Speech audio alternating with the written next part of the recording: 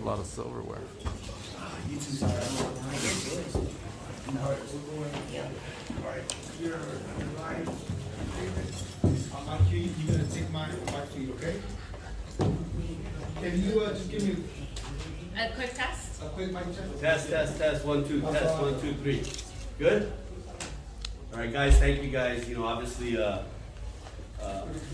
of our top champions right here. We're very proud. Golden Boy. So I'll have Marlene say a few words first, and then we'll have Vergil, and then we'll open up for questions. Go ahead, Marlene. Say a few words. Coming in. There we go. Yeah. And I just wanted to say that I was really happy with being here in Texas, really happy representing Golden Boy, really happy with my performance, and really happy to go on and try to get that WBO belt and IBF in that order. So I'm just really happy to be a part of the show. You did amazing, and you know, let's keep it going. And thank you for everybody for being here, and thank you to the team. All right. Vergil, a few words, Vergil. First of all, I just want to say thank you for everyone for being here. I didn't like my performance, I'm not gonna lie. I was not pleased with it at all. It's probably the worst one that I've had so far. But we only get better. It was just a thing of listening to my corner. But hey, we're only gonna get better from here, and I feel like I'm ready for a world title shot. So let's get it on. Nice. All right. Questions? So first, questions. when you say you wasn't happy with your performance, you was going against an undefeated fighter who was real slick, never a soft victory. You was going against a guy who didn't know how to lose. So when you say you was not satisfied with your performance, you was going against a guy who didn't know how to lose, and you finished the fight. That's true, but I know I can do 100 times better, and I can look 100 times better. But does it give you confidence for that title shot to know that even on your worst day, you're still an elite fighter and one of the best in the world? I mean, I know I have that dog in me. Like I said, it'll come out when it needed to come out. And really, all I had to do was listen, and I just need to listen more. This was that he did when he said he was going to do, when we talked the other day about the bravado, it wasn't bravado, he did exactly, he said he still Like I said, he has a lot of pride. He came from the UK. He's not going to just say, come to the US and sit down and lose. Jim. Vergil, first of all, congratulations on this victory. What was your father telling you? You know, as your father's your number one critic and also your trainer, what was your father telling you in the corner throughout the rounds? So you could probably say a little bit. He was asking me if I want to win, and I'm like, yeah. And he said, well, why aren't you hitting the fucking body? And I'm just like, all right. And he kept making me promise him that I was gonna hit it. That I was gonna hit it. And we're at like 3 or 4 rounds. He made me promise that I was gonna hit it. Once I kept my promise that one round, that's when everything started happening. Vergil, prior to this fight, you said that I believe this is the second southpaw you fought in your career. What kind of challenges McKinson presented in this fight that made you, a little uncomfortable, if anything, on this fight? I mean, southpaw is naturally it's literally your mirror image, so you're a lot farther. He could keep his distance really well. I mean, and he was unpredictable a little bit. Here today. Did you make a conscious effort to have your right hand up to guard from his left hand? Did you feel like after the third round on that the fight was yours? That the change in the third round? I felt it in the first round. I knew it. I just had to execute it. Why would you say you did so much? Why did you need so much encouragement to reminders to go to the body? Was there something that you just couldn't feel it? Because we were expecting to see more body work early as well. What was preventing you? Because I'm hard headed, and I thought this one shot was gonna land, and it wasn't landing. So I was like, all right, I listen to my dad. How much did the layoff play a role in this?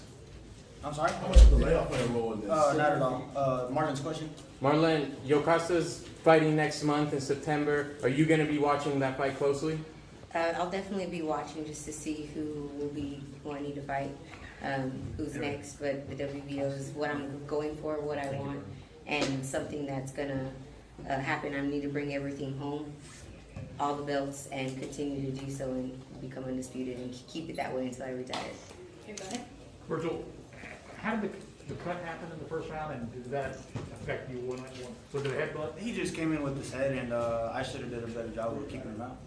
Did it bother you the rest of the way? No, but I did see like a little bit of blood. I was like, wait, is that mine? And it was just a different feeling. It didn't hurt, which is weird. It's my first cut. Yeah, that's my first cut. Graduated today. Marlene? Yeah, so it didn't hurt, but I was like, God, man, I'm not supposed to be getting cuts, So. And how was it having an arena chanting Ortiz? Hey, it's a wonderful feeling, just having the whole metroplex behind your back, well, basically the whole country. I mean, it was the US versus the UK, but I mean, it's always a great feeling. Against those. So I know you said that they wasn't your best performance, but you was off for 12 months. You did go through an illness. Coming back, stopping the guy who was undefeated. You still won't give yourself credit for that? I'm not saying that I got an F, but there's a lot of room for improvement. I know I'm gonna be mad watching this later tonight. So Look, he was a little rusty. Yes, you're right. It was a year off. It was a year off, you know, and it wasn't the easiest style. I mean, you know, Vergil hasn't faced a guy like that in a while. I mean, if you think about the last 3 or 4 fights, you know, these guys were more stationary. They were right in front of him wanting to fight. This guy, you know, this guy was good. He was crafty. He was in there trying to survive after the first few rounds. And yeah, you know, like Vergil said, he started listening to the corner. He started chipping away. That's what you do with these kind of fighters. You chip away, you chip away, you chip away, and eventually he got him. Okay, Christian? Against Ropes TV, Marlene, just like Vergil is his biggest critic, I'm sure you are your own biggest critic. What is something that you want to improve or work on for next fight? Well, I want to improve on everything. I also know that I want to make sure that I'm able to finish people a bit quicker, and making sure that when I see it, I step up to it versus just kind of having a little bit too much fun. You know, I like to make people look stupid, so it gets to me sometimes, and we're really definitely working on that and just making sure that that beast in me comes out a lot faster. And Hey, Vergil, Jeff Zimmerman, Fight News, congratulations. It did look like in the 5th, 6th, 7th or so, you did slow the pace down and started picking your spots more. And then next thing you knew, you got that first knockdown. Was that the advice in the corner, and was that the game plan? that's how I'm supposed to fight. This is, I don't know. Like I said, I just went away from my natural, I don't know how to say it, but I went away from it and I came back to it. Was it the crowd, the excitement, just kind of got you energized to start? I didn't really hear them. I'm not gonna lie, I didn't really hear them. It was just me, my opponent in front of me. All right, right here. Vergil, I want to take you in the opposite direction, actually. In the third round, you said earlier about, kind of bringing the dog out of yourself a little bit. The third round, after you knocked the mouthpiece out, it seemed like you really put it in another gear once the fight got started again. Anything you want to say about that, or what you were looking for in that moment? There was a few instances where I had him hurt to the head, and I think where the main problem came was that I was headhunting. And I mean, the guy can move. He was a very elusive fighter, and he knew I was going for the head because I saw him hurt, and I picked it up. And unfortunately, I made the wrong decision. I should have been chopping down the tree. Matt? Vergil, Matt Tucker, Fight on TV. In the third round, you knocked out his mouthpiece, and the ref stopped the action. How frustrating was that for you? You had him hurt. I mean, I wouldn't say it's frustrating. Do I want the fight to hurry up and carry on? Yeah, I do. I honestly didn't remember that till right now. So I don't know how. I remember that they took a while to put in the mouthpiece. Yeah. You know, because he got a pretty significant break from that. Yeah. But I mean, it's boxing. It's what can I do? Complaining is not gonna time to do anything. We're going to do the last question for Gary. Verge, congratulations on a great performance. The first knockdown in the 8th, on press row, we all thought that was the end of the fight. There was no way he was getting up. Were you surprised that he was able to get up and actually survive through that 8th round? I wasn't surprised. He definitely did what he needed to do to survive. So no, I wasn't surprised. Okay, Ellie for Marlene. Marlene. And then Vergil. Congratulations, what's next? The WBO and the IBO. Eso! I want to say something also. I want to congratulate James Cooper. It seems like ever since Marlene hooked up with James, she's been winning all these titles. She's been more aggressive. You saw it tonight, you've been sitting down on your punches a little bit more, throwing more punches, so it was a very, very exciting fight. I just want to congratulate James. James, great job. Yes. Great job, James. Marlene, how much is it more about winning or was put on a show to get people who want to watch that rematch with Sinisa? I think no matter what, anybody's going to want to watch the rematch with Sinisa. So, I mean, that's going to happen. That's something that's there.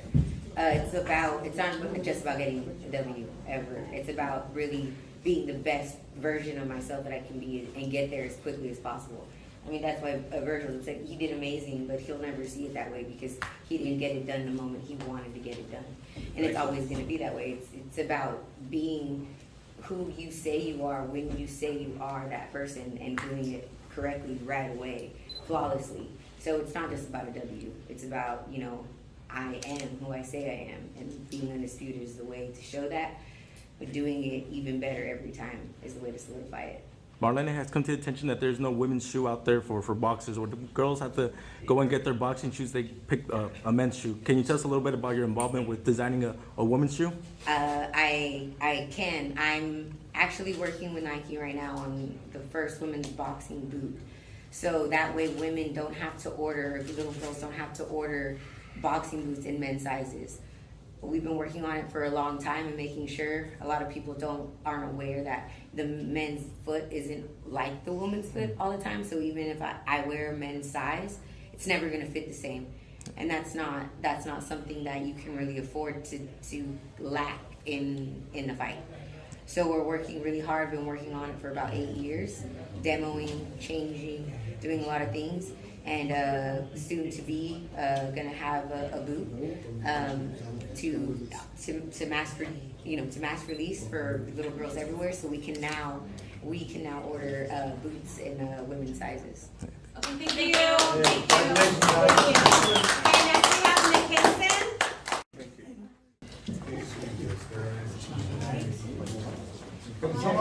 Papuchón, ¿quién es el siguiente, Papuchón? Mande. Oh, ya estoy como muy emocionado. So Ala, can you take that outside, please? So look, guys, we talked about it all week long. You know, Michael McKinson, you know, he came to win, and we were all very, very happy and proud of him. You know, he came over. Not too many fighters want to fight Vergil. It's really tough matching him up. You know, but McKinson stepped up. He was there. He came all the way over from the UK. He didn't care where he was going to fight him. He just wanted to put on a good show, and I think he did. You know, and I want to congratulate him for putting up a good show. He came to fight. He's a warrior, and you know, we should all be very, very happy and proud of him. So,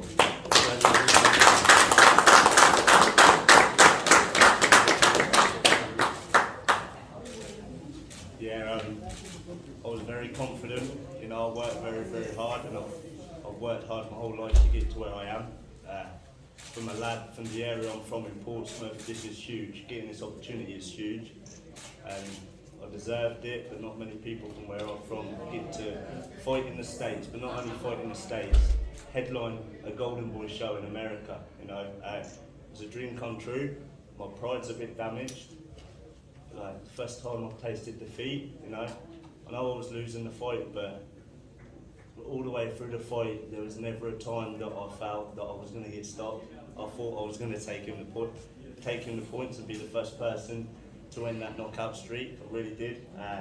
In round 8, he caught me with a body shot. It hit my hip bone, and then the whole side of this side of me, I couldn't really use this side. The end of the 8th, and you know, came out the 9th round. He hit me exactly the same spot, and like it's on the hip a little bit, and yeah, I'm devastated obviously, but I'm very proud to be here to represent my country, and I hope I made everyone proud back home. Absolutely, Michael.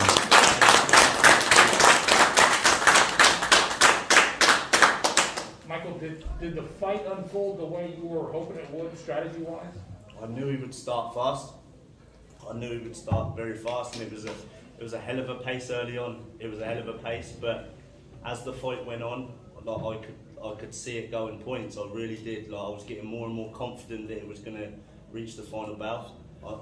He did slow down a little bit and changed his tactics. He was a lot more patient, and if anything, that's normally would work into my hands. You know, somebody slowing down, but he picked a hell of a shot. Like I said, this is boxing. Like I've never been in trouble in 22 fights, and it is what it is. It is what it is. He's a hell of a fighter. I hope he goes on to win world titles in multiple weight classes, 100%. Then obviously, but I'm a little bit hurt. My pride's a little bit hurt, you know, but it is what it is. Hey, Michael, Mr. RTV with Speed About the Podcast. First, I want to say shout out to your city and port. And I know it's no consolation prizes in losing the fight, but what you showed to the world tonight is that you belong on this level. I know you say your pride is on the line.